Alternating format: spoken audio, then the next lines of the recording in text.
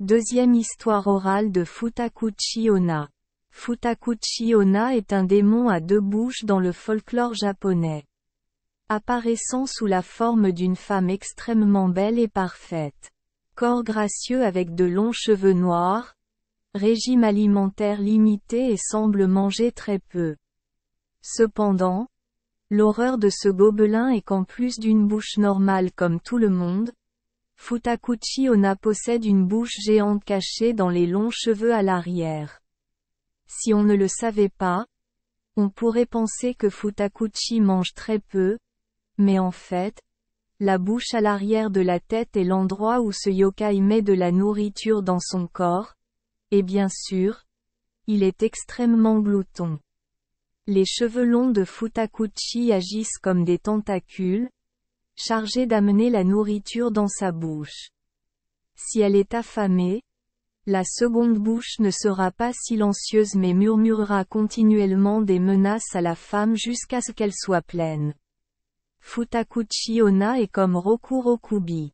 Avec Yama-uba, ils étaient soit maudits, soit transformés en démons par des forces surnaturelles. On dit souvent que le ventre d'une fille est comme un trou noir dans l'univers. Les filles ont deux ventres. Alors si vous êtes amoureux d'une fille qui mange comme un chat même si vous êtes ensemble depuis longtemps. Ou bien votre femme est forte comme un bœuf mais ne mange pas beaucoup. Ou bien elle mange souvent jusqu'à ce qu'elle soit rassasiée avant de vous accompagner. Ou derrière sa tête se trouve une autre bouche.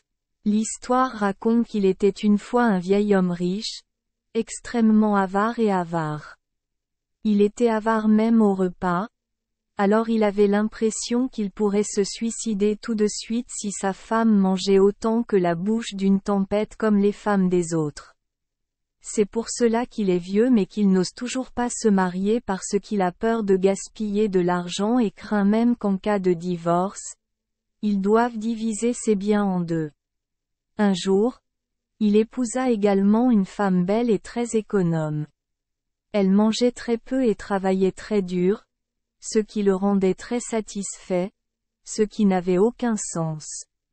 Mais son entrepôt de riz s'amenuise si vite qu'il commence à avoir des doutes. Un jour, l'avare fit semblant de sortir tôt puis revint secrètement jeter un œil à sa femme. Il fut extrêmement effrayé lorsqu'il vit le crâne de sa femme se diviser en deux, révélant une bouche large avec une longue langue. Et les boucles de sa femme ont commencé à enrouler toutes les choses comestibles et à les mettre dans sa bouche. La deuxième bouche de Futakuchi marmonne souvent des mots haineux et menaçants à l'adresse de la femme et exige de la nourriture.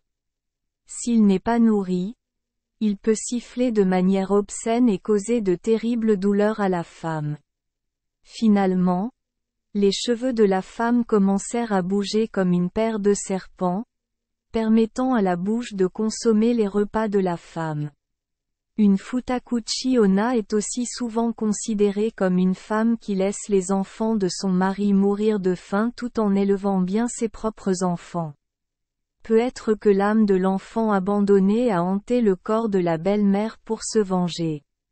Dans une autre histoire, la seconde bouche a été créée lorsqu'une de ces femmes avares a été frappée à la tête par la hache de son mari alors qu'il coupait du bois, et la blessure n'a jamais guéri.